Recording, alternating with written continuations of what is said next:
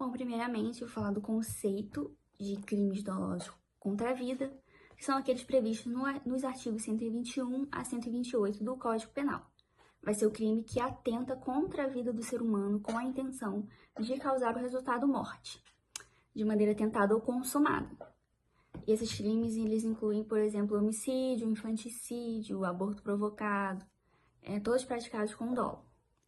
Eles são crimes que causam um impacto social muito forte, um abalo social profundo, e por isso a Constituição previu, no seu artigo 5º, que a competência para julgar esses crimes ela seria do Tribunal do Júri, onde a população pudesse agir de uma forma mais ativa nos julgamentos desses crimes. A competência do Tribunal do Júri ela é originária e exclusiva para julgar os crimes dolosos contra a vida, independente de sua gravidade, se é qualificado, simples, e exceto em casos específicos previstos no nosso ordenamento, onde vão existir crimes dolosos contra a vida, que a competência não vai ser do Tribunal do Júri.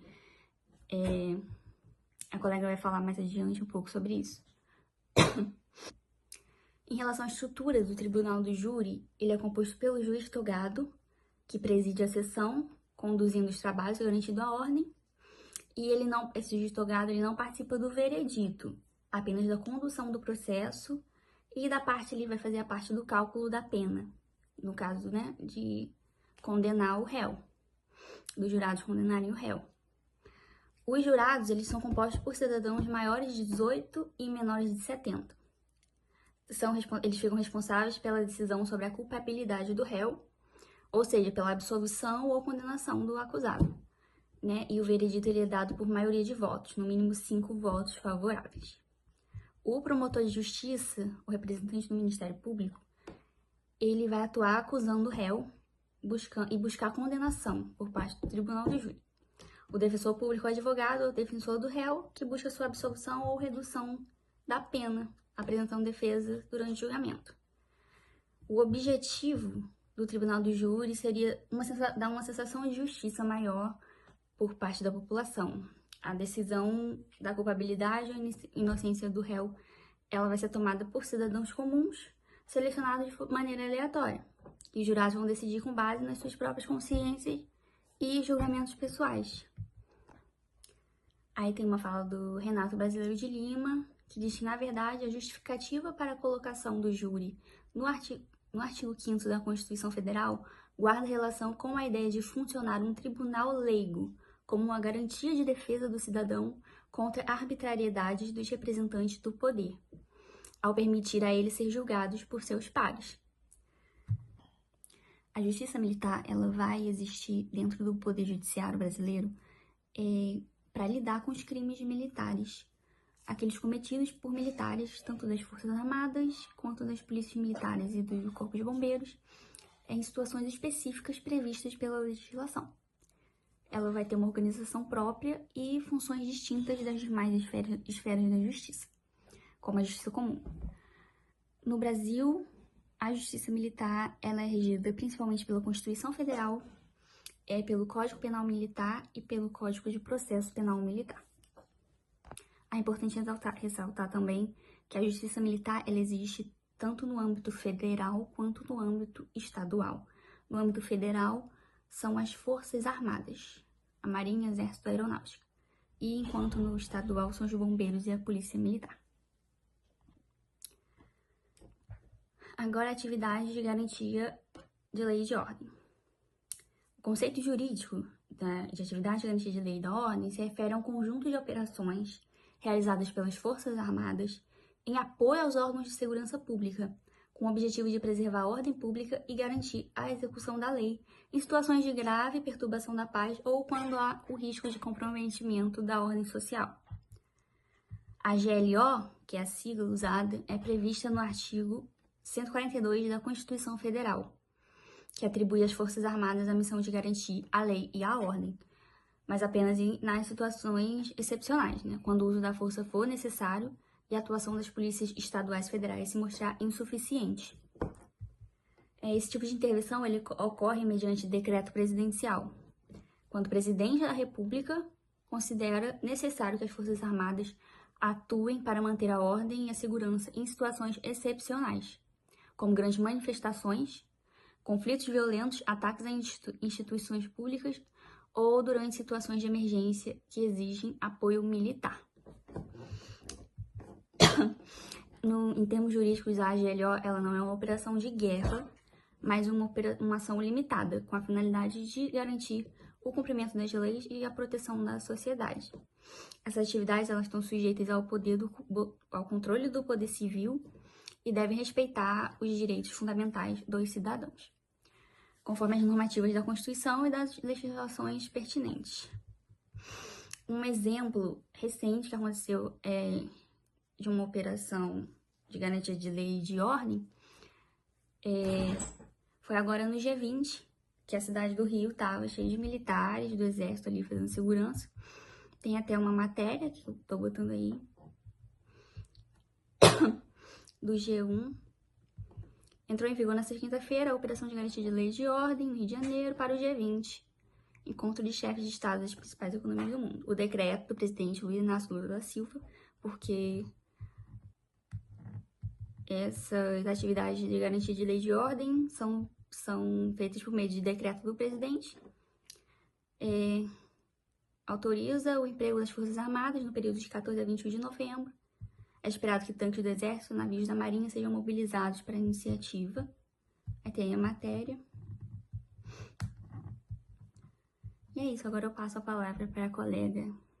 Oi, gente, meu nome é Ana Luísa e eu quero começar esse debate sobre a competência de julgamento dos crimes dolosos contra a vida realizados por militares contra civis, falando antes de tudo da Lei 13.491.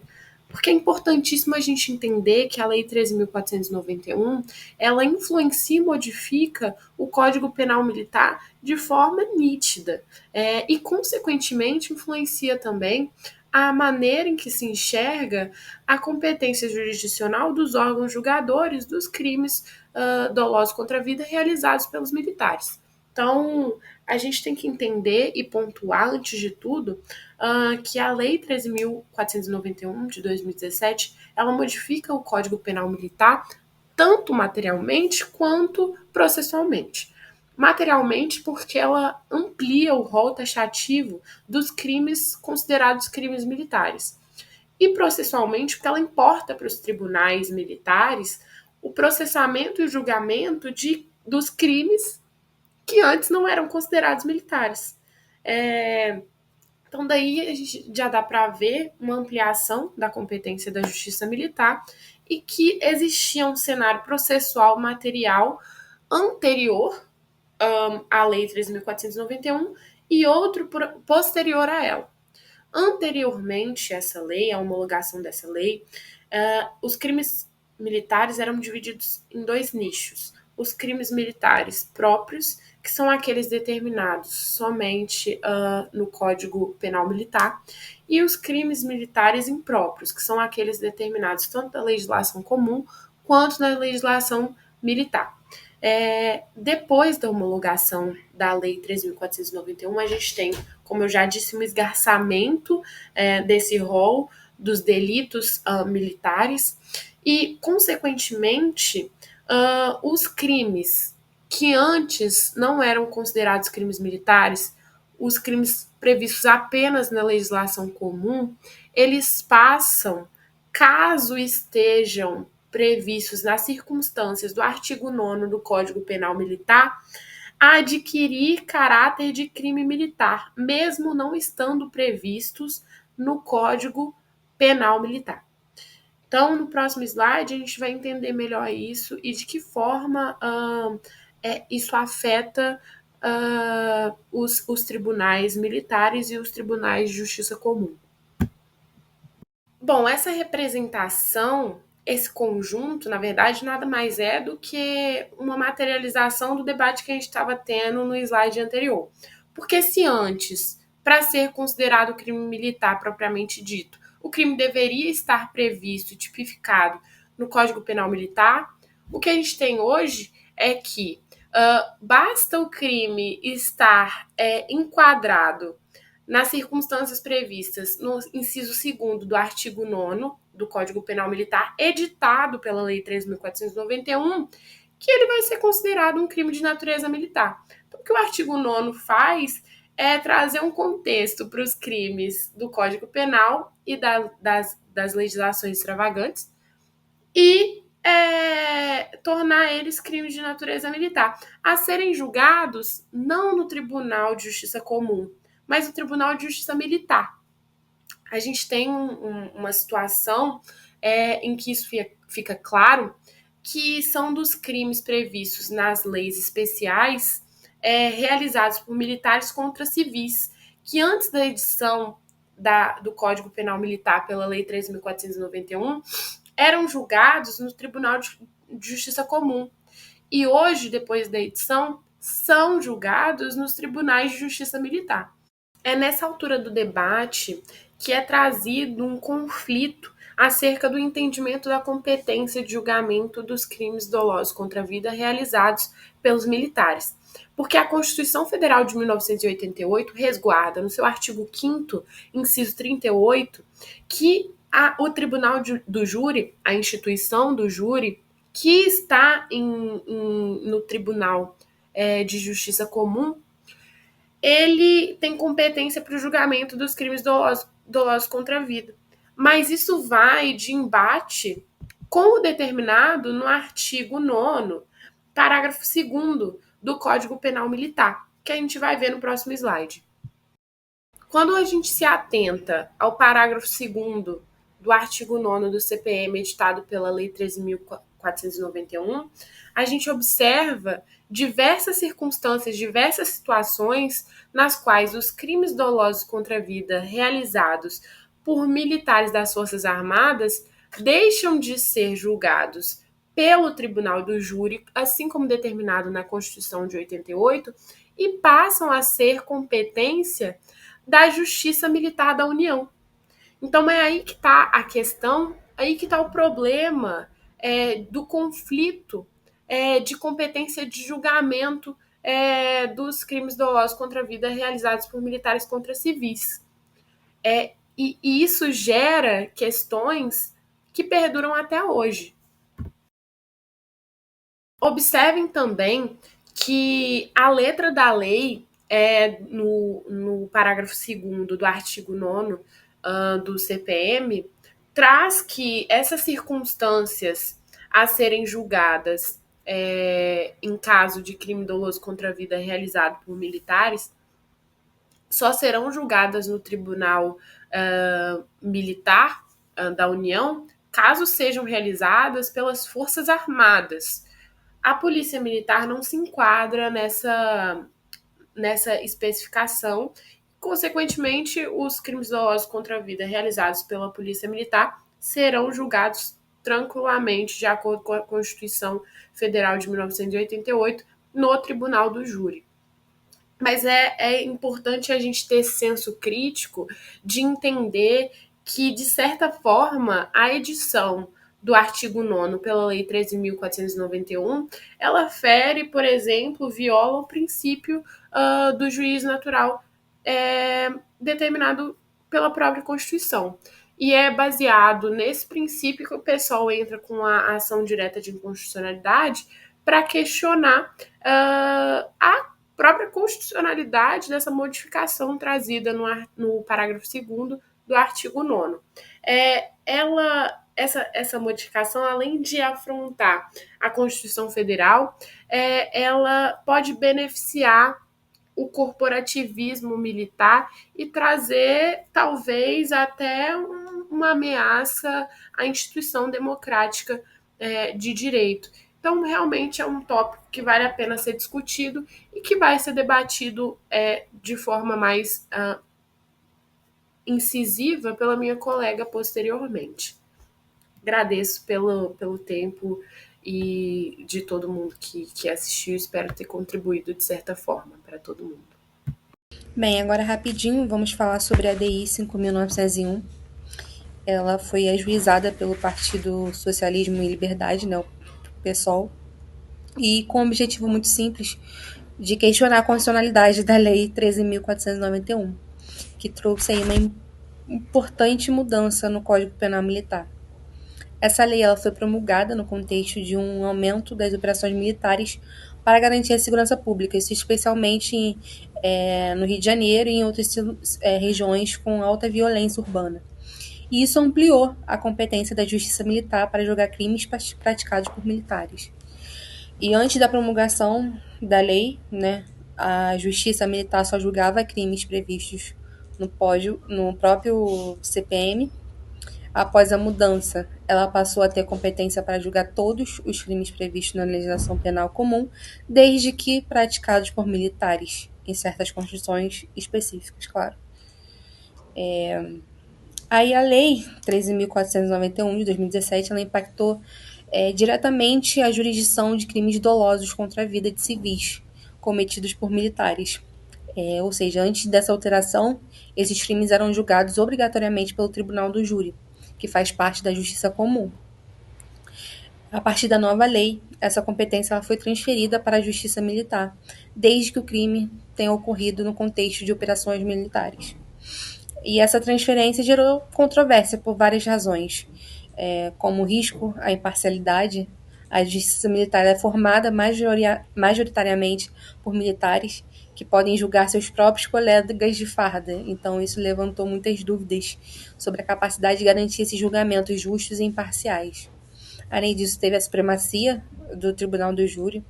O Tribunal do Júri é um dos pilares do sistema constitucional brasileiro para a garantia de um julgamento popular em crimes dolosos contra a vida.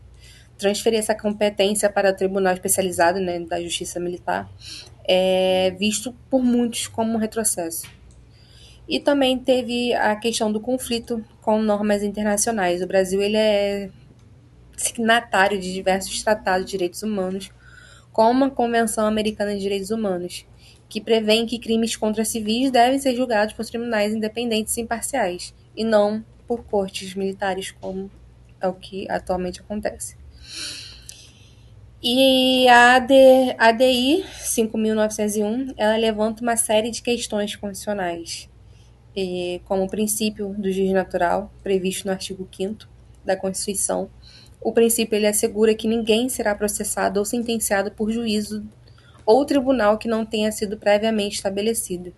A ampliação da competência da Justiça Militar ela pode ser interpretada como uma violação desse princípio, né? A garantia também do devido processo legal, a garantia de um julgamento justo e imparcial pode ser comprometida quando o tribunal julgador ela tem uma ligação direta com a instituição a qual pertence o acusado, né? Como ser um militar sendo julgado por outros militares.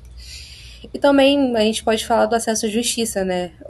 Alguns críticos da lei 13.491 de 2017, eles argumentam que a justiça militar, por sua natureza, não está estruturada para oferecer o mesmo nível de transparência e participação popular que o Tribunal do Júri proporcionaria. Atualmente, né, a ADI 5.901 ela foi distribuída ao ministro Gilmar Mendes, que ainda não levou o caso ao plenário do STF. Enquanto isso, a Lei 13.491 de 2017 ela continua em vigor e a Justiça Militar permanece responsável por julgar crimes dolosos contra a vida de civis. O STF vai ter que decidir mesmo se a ampliação da competência da Justiça Militar ela é compatível com a Constituição, se o Tribunal do Júri ele pode ser afastado em casos que envolvam crime doloso contra civis cometidos por militares, e entre outras nuances, né?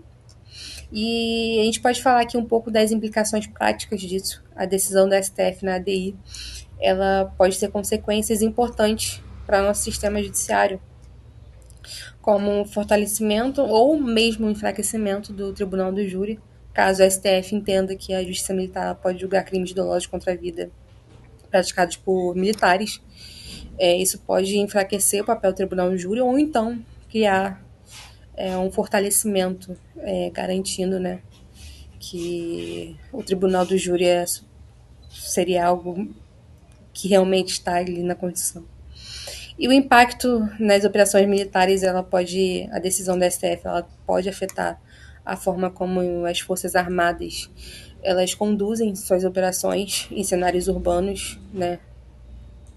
A possibilidade de julgamento do Tribunal Civil pode influenciar a maneira como os militares, por exemplo, poderiam abordar as situações de hoje em dia. E também a relação, né, com as normas internacionais, como dito anteriormente. Mas, em um contexto mais amplo, a lei ela foi aprovada em um momento crescente do uso das Forças Armadas no Brasil. E essas operações realizadas principalmente em áreas urbanas trouxeram muitas novas demandas jurídicas e operacionais, gerando vários debates sobre a adequação do sistema da justiça militar para lidar com esses crimes. E a gente pode falar também um pouco da expectativa, né, desse julgamento. O julgamento ele pode ser fundamental para definir o equilíbrio entre a proteção de direitos civis e a necessidade de garantir segurança em situações de emergência, né? Enfim, se o STF declarar a inconstitucionalidade da lei, isso pode reforçar o papel do Tribunal do Júri e limitar também a competência da Justiça Militar. Bem, eu vou falar um pouquinho sobre o caso do Evaldo, né, que ocorreu em abril de 2019 e gerou grandes debates sobre o uso da força por militares. Evaldo, ele era um músico que estava indo ao chá de bebê com sua família. Ele, sua esposa, seu filho, seu sogro, uma amiga da família, todos durante o trajeto. E no meio disso o veículo foi confundido, né, pelos militares e assim sem qualquer tentativa de abordagem ou advertência dos militares, eles dispararam 257 tiros contra o carro. 62 tiros atingiram o veículo e matou Evaldo instantaneamente. E nesse mesmo contexto, tínhamos o Luciano, que era um catador de latinhas, e ao tentar socorrer a família, também foi baleado e faleceu alguns dias depois por conta dos ferimentos. Esse caso ele gerou grande repercussão pública e levantou algumas questões, né, sobre o preparo das Forças Armadas. A forma como os militares agiram com tanta desproporção no uso da força chocou o país, de fato. E a lei a qual estamos falando, né, 13.491 de 2017, ela foi central nesse caso porque transferiu para a Justiça Militar a competência de julgar esse crime. Em outubro de 2021, 8 militares foram condenados pelo homicídio doloso, com penas que variaram entre 28 e 31 anos de reclusão, sendo que outros 4 militares envolvidos no caso foram absolvidos. E esse caso é um marco não só pela tragédia em si, mas pelas reflexões que trouxe, né? Ele nos fez questionar o preparo dos militares para lidar com os civis nessas situações emergenciais e também reforça a importância de proteger os direitos humanos nesses contextos de segurança pública. E Evaldo e o Luciano, eles perderam suas vidas de forma muito injusta e a sua história continua a ecoar assim no país como um alerta mesmo sobre a necessidade de responsabilidade e humanidade, mesmo em contextos específicos, como de garantir a segurança pública de todos.